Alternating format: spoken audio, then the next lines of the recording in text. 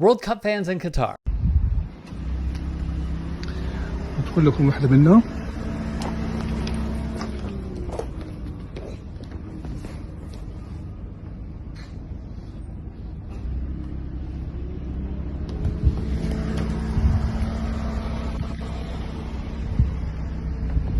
Have shown us their living quarters. And it's bad, leading many to call it the Fyre Festival of World Cups, a built-up positive PR-driven message prior to, and then when folks arrive, they were met with disaster tents, soggy sandwiches, and chaos. An absolute disaster. Fox Sports Australia reported to spend a night in one of these tents, you'll have to burn a $306 hole in your wallet. But looking at the website, boy, do they build it up, huh? The room we saw in the beginning of this piece resembles the 2 single beds with a nightstand in between here. Prices fluctuate, but if you got a lot more to spend in the thousands, there's potential your stay could improve, but clearly not guaranteed. Folks, I had a better stay at Bonnaroo last year than this, and that is saying something, but there's more. Did you see rooms with a distinct color of a mustard yellow on the Qatar FIFA website? Well, Bismillah.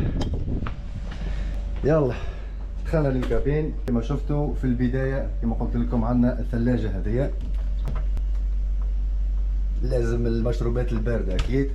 أعطاوكم ماء وأعطاوكم قهوة. هذه الكوفي ميكر. هذه كما قلت لكم الحمام. وهنا المغسلة هذه. وهذا أخوكم بلال، عطيونا أحلى لايك. فشوفوا بالحق شيء ممتاز جدا. هذا الشاور دوش. عندكم نافذة صغيرة لهنا،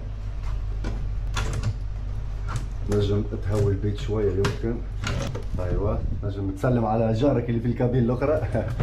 Okay. This World Cup goer gave us a tour of his living conditions, a mini fridge with a coffee maker, a bathroom with, of course, a view, and the 2 single beds, which sends one very clear message. Go with someone you really, really like. What you saw, however, per many outlets' reporting, has given off big shipping container vibes to the masses. In the desert, fans are seeing FIFA's corruption being thrown back in their faces. Limited shade, beanbag chairs, and turf. Plus, no alcohol sales at the stadiums.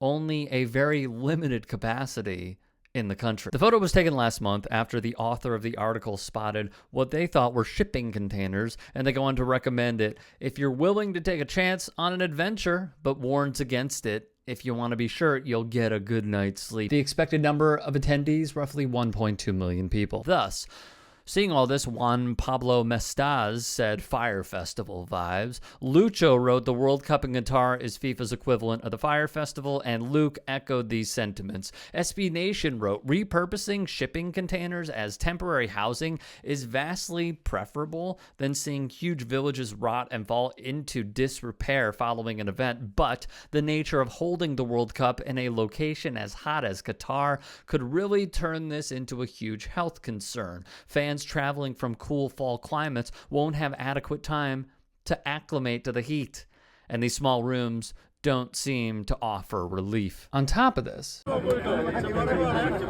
Qatar has had to come out and publicly reject the accusation of flooding fake fans into the streets of Doha. One fan named Karella called it fake news, which, you know, gotta take their word for it now. This has been one of the most ill-advised, transparently corrupt, and reprehensibly managed events in the history of world sports. So much damage has already been done, but at this point, all we can do is cross our fingers and hope there aren't any major incidents that affect fans hoping to simply attend the World Cup.